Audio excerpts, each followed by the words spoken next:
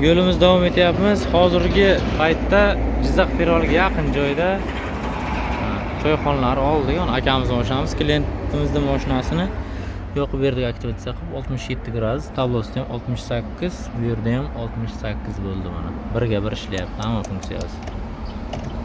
Bezmaytfon chiqqan bu. Hamma funksiyalar to'liq ishlaydi. Moyda foizlariga chiqarib berdik. Mexanikaga ham qilsa bo'ladi. Buni 2018-yildan to 2025gacha qilsa bo'ladi. Hozirgi momentda shu kelgan joyimiz Jizzax Pervonga yaqin joyga turibmiz. Hozir bu mashinani qilib yo'limiz davom etamiz. Samarqandga hozir ushlanamiz.